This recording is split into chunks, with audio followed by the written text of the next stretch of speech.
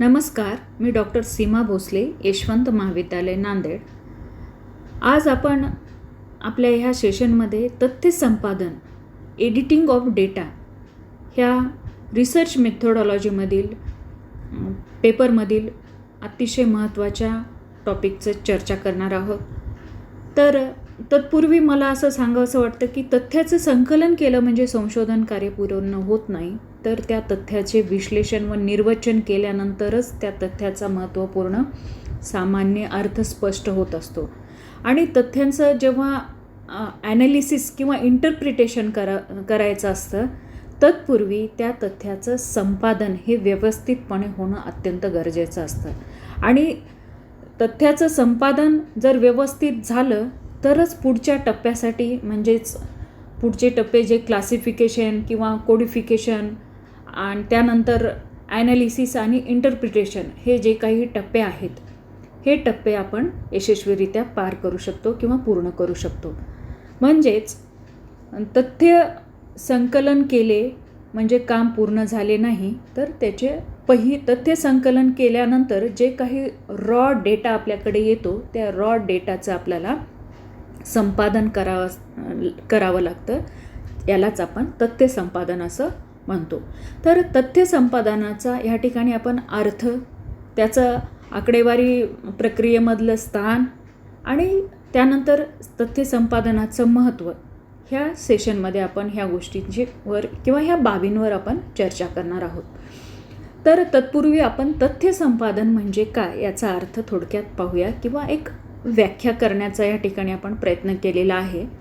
तो म्हणजे संशोधन करता जेव्हा आपल्या संशोधन विषयासंबंधीची तथ्ये ही प्राथमिक आणि द्वितीय स्रोताद्वारे संकलित करतो आणि संकलित केलेल्या तथ्यांचे काळजीपूर्वक निरीक्षण करून त्यामधील चुका दुरुस्त करतो, याला तथ्य संपादन असे म्हटले जाते.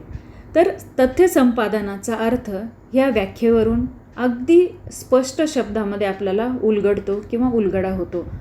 तर तथ्य संपादन हा आकडेवारी प्रक्रियेमधला कोणता टप्पा आहे हे आपण पुढील चार्टवरून पाहूया.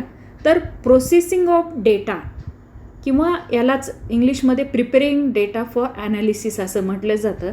तर ह्या चार्टवरून आपल्याला लक्षात येतं की प्रोसेसिंग ऑफ डेटा ह्या प्रक्रियेमध्ये एकूण 5 टप्पे किंवा 5 स्टेजेस आहेत. याच्यामध्ये एडिटिंग, कोडिंग, क्लासिफिकेशन, टॅब्युलेशन आणि लास्टचा जो टप्पा आहे शेवटचा, यूजिंग पर्सेंटेजेस, जे आपण आपल्या कन्क्लुजनमध्ये मांडतो किंवा त्या टेबलचा आपण निष्कर्ष काढतो. तर एडिटिंग किंवा तथ्य संपादन हा प्रोसेसिंग ऑफ डेटाचा फर्स्ट स्टेज आणि अतिशय महत्त्वाची प्रायमरी अशी स्टेज आहे. तर ह्या स्टेजवरच पुढचं कोडिंग, क्लासिफिकेशन, टॅब्युलेशन अवलंबून असतं आणि ह्याच्यावरच आपण पर्सेंटेज काढून काय करत असतो, आपले निष्कर्ष दाखवत असतो. निष्कर्ष ह्या टायटलखाली आपण मांडत असतो. तर एडिटिंग हा अशा पद्धतीने महत्त्वाचा असा भाग आहे. तर तथ्य संपादन, ज्याला आपण मराठीमध्ये म्हणतो, या तथ्य संपादनाच्या 2 प्रकारामध्ये प्राथमिक तथ्य संपादन आणि द्वितीयक तथ्य संपादन असे तथ्य संकलनाच्या प्रकारानुसार तथ्य संपादनाचे देखील प्रकार पडत असतात. तर ज्या पद्धतीने आपण प्राथमिक तथ्य संपादित करतो, त्या पद्धतीने आपण तथ्य संपादन देखील प्राथमिक तथ्य संपादन ह्या टायटलखाली किंवा हेडिंगखाली आपण बघणार आहोत. तर प्राथमिक तथ्य संकलन करत असताना आपण निरीक्षण, प्रश्नावली, मुलाखत किंवा अनुसूची ह्या तंत्राचा किंवा तथ्य संकलनाच्या तंत्राचा वापर करतो. तर त्या पद्धतीने जेव्हा आपण एखाद्या फील्डमध्ये जातो तथ्य संकलन करण्यासाठी, तर तिथल्या तिथेच काही केलेले तथ्य संपादन जे आहे ते संपादन करत असतानाच किंवा तथ्य संकलन करत असतानाच त्या प्राथमिक तथ्याचे संपादन आपल्याला करता येते. तर ह्यामध्ये आपण निरीक्षणाचा अवलंब करू शकतो.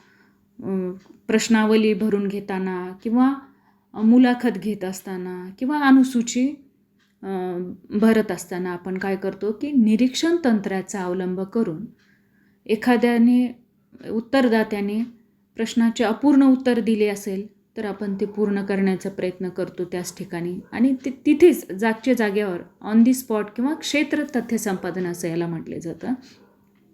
तर ह्यामुळे काय होतं की बऱ्याच वेळा उत्तरदाते जेव्हा आपण प्रश्न विचारतो तेव्हा पूर्ण उत्तर देत नसतात, तर आपण निरीक्षण करून ते उत्तर पूर्ण करण्याचा प्रयत्न करू शकतो. किंवा एखादं उत्तर अस्पष्ट देत असतात तर ते आपण निरीक्षण तंत्राचा वापर करून ते उत्तराला आपण स्पष्ट करू शकतो आणि ते ऑन दी स्पॉट किंवा फील्डवरच करता येतं.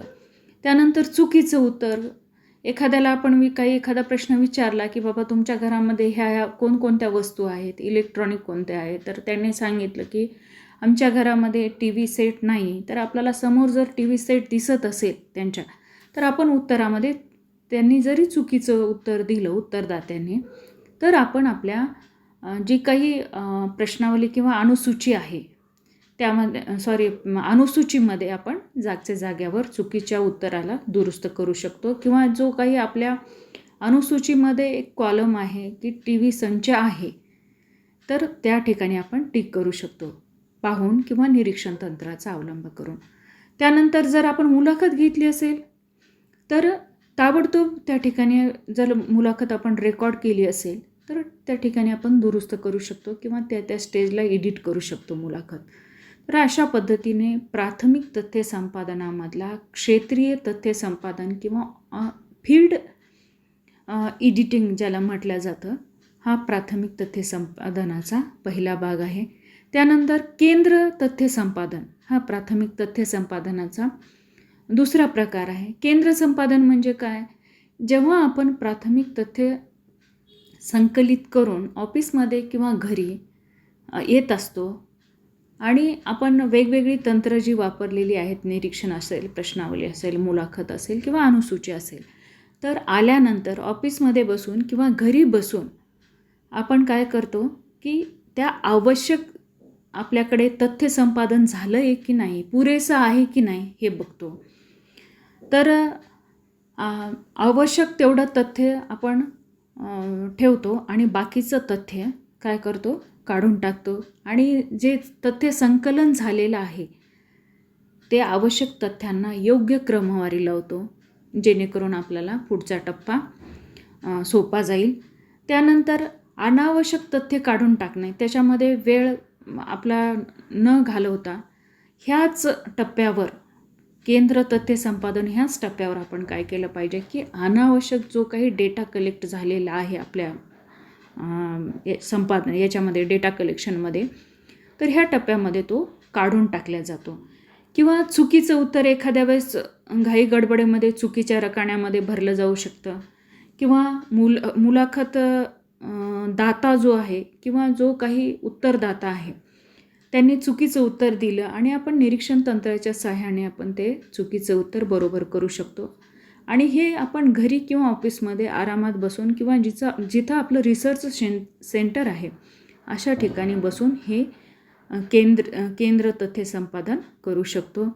त्यानंतर रकाना एखादा रिकामा राहतो, उदाहरणार्थ आपण एखाद्याला प्रश्न विचारला की बाबा तुम्ही ऑनलाईन शॉपिंगचा किंवा ऑनलाईन वेबसाईटचा शॉपिंग करण्यासाठी वापर करता का? तर त्याने काहीच उत्तर नाही दिलं आणि नंतर आपला प्रश्न असेल की तुम्ही कोणत्या साईटचा वापर करता? त्याने सांगितलं ॲमेझॉन, फ्लिपकार्ट. तर आपण तो जो रिकामा राहिलेला रकाना आहे त्याला आपण टिक येस म्हणून करू शकतो. तर हे उदाहरण झालं आपल्याला की रकाना रिकामा राहिला असेल तर त्याच्या पुढे त्यांनी जे उत्तर दिलेलं आहे ह्या उत्तरावरून मागचं तुम्हाला एखादा रकाना रिकामा राहिलेला असेल तर तो तुम्ही आपल्या तार्किकतेनं भरू शकता. तर अशा पद्धतीने तथ्य संपादनाच्या 2 प्रकारापैकी प्राथमिक तथ्य संपादन हा प्रकार आपण पाहिला. याचे 2 प्रकार पाहिले, तथ्य संपादन आणि केंद्र तथ्य संपादन. ह्यानंतर आपण द्वितीय तथ्य संपादन, ज्या पद्धतीने आपण द्वितीय तथ्य संकलन करतो त्याच पद्धतीने आपण द्वितीय तथ्य संपादन आपल्याला करावायचे असते. तर या ठिकाणी काय असतं तथ्य संपादनामध्ये? तर द्वितीय संपादन हे संशोधन विषयाशी अनुकूल जी काही तथ्य आहेत तीच तथ्य आपण संकलित केली पाहिजे. तर द्वितीय तथ्य संकलनासाठी आपल्याला अनेक सोर्स उपलब्ध असतात. त्याच्यामध्ये काही पब्लिश्ड असतात, काही अनपब्लिश्ड असतात. आत्मचरित्र, जीवनचरित्र, दैनंदिनी किंवा वेगवेगळ्या संघटनांचे अहवाल, राष्ट्रीय, आंतरराष्ट्रीय, गॅझेटियर्स. तर असे अनेक आपल्याला स्रोत उपलब्ध असतात. ह्या अनेक स्रोतांच्या उपलब्धतेपैकी आपल्या संशोधन विषयाशी कोणते तथ्य अनुकूल आहे तेच तथ्य आपण संकलित केले पाहिजे. किंवा जेव्हा आपण तथ्य संकलित करतो तेव्हा आपल्याकडे खूप रॉ असा डेटा असतो. तर हा रॉ डेटा द्वितीय तथ्य संकलनामध्ये सुद्धा आपल्याकडे भरपूर पडून असण्याची शक्यता असते. तर त्यापैकी संशोधनाला कोणते आपल्या अनुकूल आहे किंवा मोजका जो आपल्याला आपल्या संशोधनामध्ये वापर करायचा आहे असाच डेटा आपण ठेवून बाकीचा डेटा बाजूला सारला पाहिजे किंवा बाजूला केला पाहिजे. तर त्यानंतर आपण कोणत्या स्रोतामधून द्वितीय तथ्य संपादन करत असताना आपण कोणत्या स्रोतांपासून आपलं द्वितीय तथ्य संकलन करतोय हे करत असताना आपण त्या स्रोताची विश्वसनीयता तपासून पाहिली पाहिजे. उदाहरणार्थ एखादं मासिक असेल, ते मासिक कितपत त्याच्यामधला लेखातला आपल्याला रेफरन्स घ्यायचा, संदर्भ घ्यायचा आहे, तर ते मासिक कितपत विश्वसनीय आहे.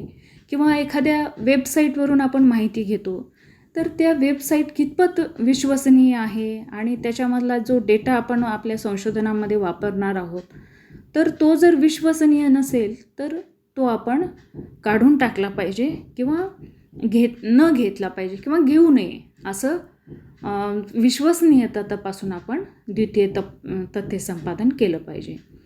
त्यानंतर तथ्य संकलनामध्ये निष्पक्षपातीपणा झाला आहे की नाही हे पाहणं अत्यंत गरजेचं असतं.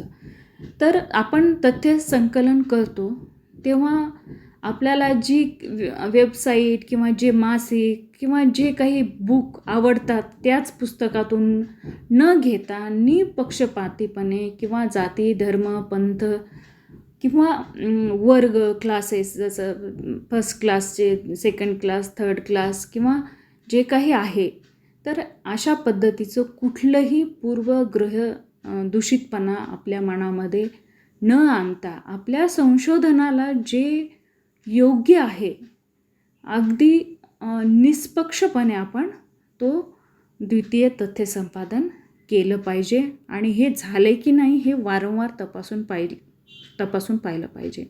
कारण आपल्याकडून मानवाकडून पक्षपातीपणा किंवा होण्याची शक्यता असते किंवा मानवी गुणधर्म असू शकतो. तर अशा ठिकाणी आपल्याला आवडते तेच बुक, आवडते तीच वेबसाईट किंवा आवडतं तेच मासिक किंवा आवडतं तेच सोर्स आपण न घेता इथे काय आवश्यक आहे, आपल्या संशोधनाला काय आवश्यक आहे ही गोष्ट लक्षात घेऊन वारंवार निपक्षपातीपणे आपलं संशोधन झाले की नाही हे तपासून पाहणं गरजेचं असतं.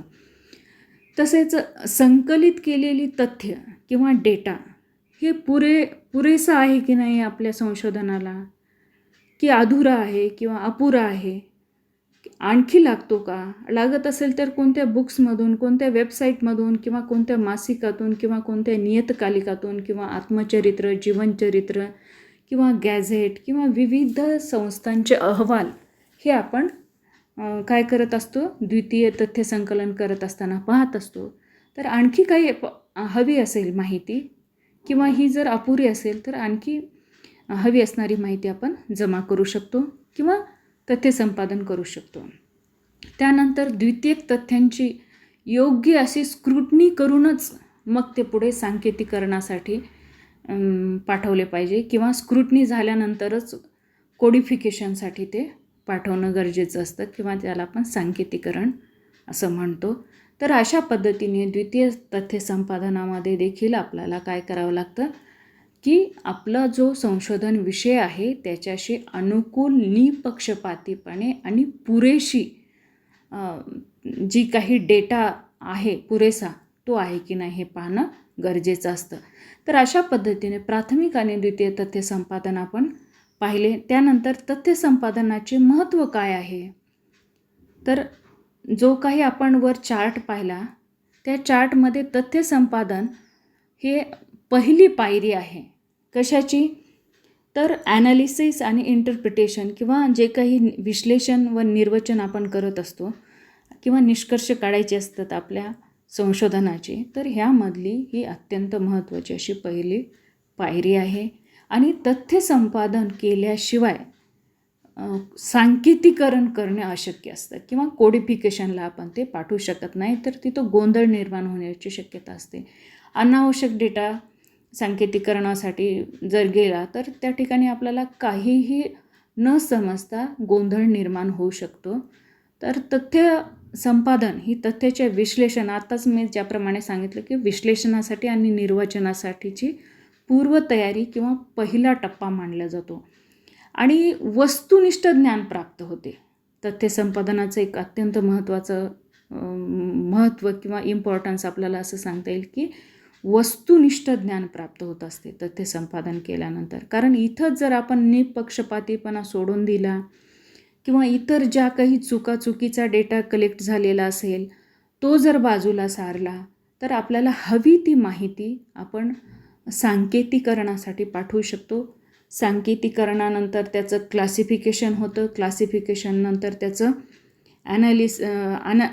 टेब्युलेशन होतं आणि टेब्युलेशननंतर त्याचं ॲनालिसिस आणि पर्सेंटेजमध्ये त्याचा वापर आपण करतो. तर ही वस्तुनिष्ठतेची सुरुवात ही तथ्य संपादनापासून होत असते आणि त्यानंतर त्याचे योग्य निष्कर्ष देखील आपल्याला काढता येतात. तर ह्या पद्धतीने जर आपण तथ्य संपादन केलं तर आपलं जे काही संशोधन आहे हे निश्चितपणे काय होईल, संशोधनाच्या शास्त्रीय पद्धतीने होईल आणि आपले निष्कर्ष योग्य राहतील. अशा पद्धतीने आपल्याला तथ्य संपादनाचे अर्थ, प्रकार आणि महत्त्व सांगता येतील. धन्यवाद.